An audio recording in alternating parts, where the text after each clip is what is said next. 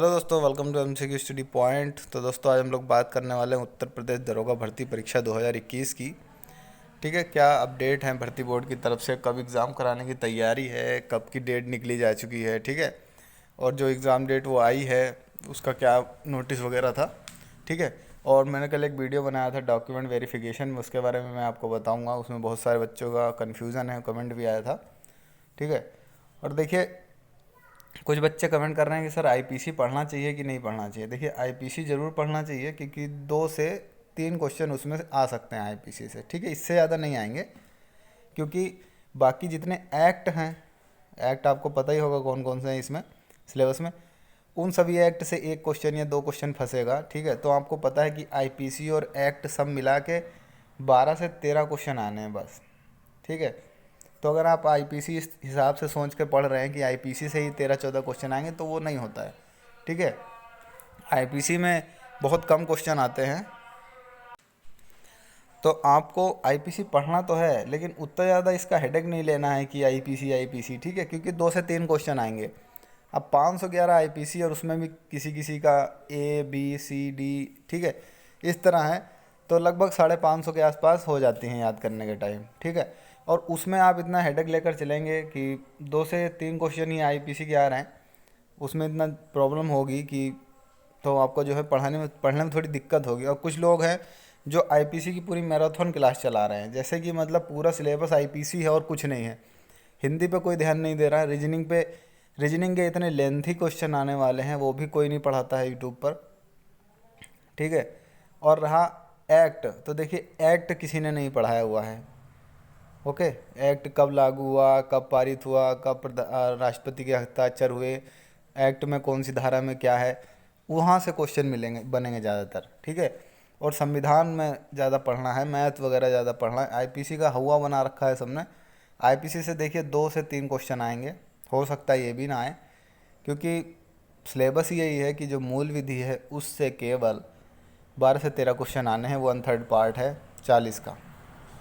ठीक है, तो आप समझ सकते हैं। और देखिए कल का जो मैंने वीडियो बनाया था डॉक्यूमेंट वेरिफिकेशन का, तो उसमें बहुत लोग का डाउट है कि ग्रेजुएट तो वो पहले हो गए, लेकिन अभी डिग्री और मार्कशीट या फिर जो सर्टिफिकेट होता है प्रोविजनल सर्टिफिकेट, वो नहीं आया है।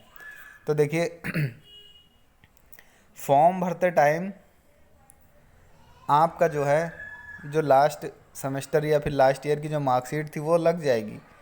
ठीक है, लेकिन जब आप डॉक्यूमेंट वेरिफिकेशन में जाएंगे, तो जिस तरह से आपको 10th का मार्कशीट दिखानी होती है और उसी पे सर्टिफिकेट नंबर लिखा होता है साइड में, 12th में भी यही होता है। मार्कशीट होती है उत्तर प्रदेश बोर्ड में और सर्टिफिकेट नंबर साइड में लिखा होता है, तो मतलब वो सर्टिफिकेट कम मार्कशीट वही होता है। ग्रेजुएशन में भी वही होता है। या तो जॉब अगर चाहिए, देखिए मार्कशीट देखी जाती है सभी सेमेस्टर की। ठीक है, लेकिन अगर आपको जॉब चाहिए तो प्रोविज़नल एक सर्टिफिकेट आता है। ठीक है, वो 2 साल तक वो चलता है, और 2 साल के बाद आपको डिग्री ही दिखानी होती है अगर आपको कहीं जॉब चाहिए तो। अगर वो आपके पास नहीं है, अगर वो फॉर्म भरने से डेट का पहले का नहीं है, तो आपको बहुत ज़्यादा दिक्कत होने वाली है। ठीक है, क्योंकि जिसने भी आप अभी तक ज्वाइन किया हो, आपके आसपास कोई ऐसा व्यक्ति हो जिसने जॉब करी है, तो उससे आप मालूम कर लीजिएगा, यही नियम है।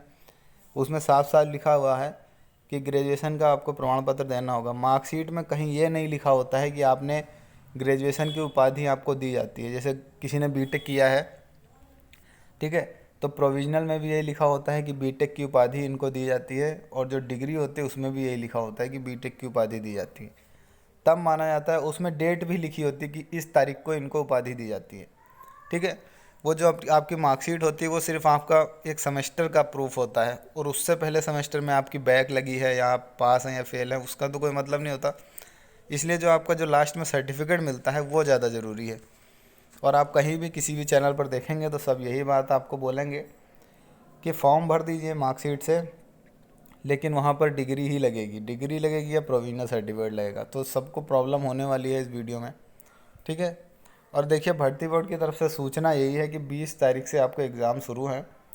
इससे 5-6 दिन या 7 दिन पहले आपका जो है एडमिट कार्ड आ जाएगा, और एग्ज़ाम सेंटर आपके 150 किलोमीटर के दायरे में ही रहने वाले हैं। तो ये बहुत ही अच्छी बात है। ठीक है, तो ये अभी तक अपडेट निकल कर आई थी। और देखिए अब कोई पेड अगर कोई कोर्स ले रहा है तो वो ना ले, क्योंकि आप जो भी है ना, कोई अगर प्रैक्टिस सेट लगा रहा है वो भी ख़राब है। ठीक है, अब क्या करना है, सिर्फ बुक से पढ़ना है आपको। नोट्स आपने जो अपने नोट्स बनाए होंगे वही पढ़ दिए। ठीक है, क्योंकि अगर आप कोई मॉक टेस्ट देते हैं तो जो मॉक टेस्ट बनाने वाला होता है वो किसी एक सब्जेक्ट पे ज़्यादा फोकस करता है कि उसे हार्ड बना देता है। अगर आप अपने नोट से पढ़ेंगे, सभी सब्जेक्ट को बराबर टाइम देंगे, तो आपका स्कोर अच्छा हो जाएगा डेफिनेटली। ठीक है, तो बने रहिए तैयारी में और चैनल को सब्सक्राइब कर लीजिए अगर अभी तक नहीं किया हो। तो मिलते हैं अगले वीडियो में अगली अपडेट के साथ। Thank you.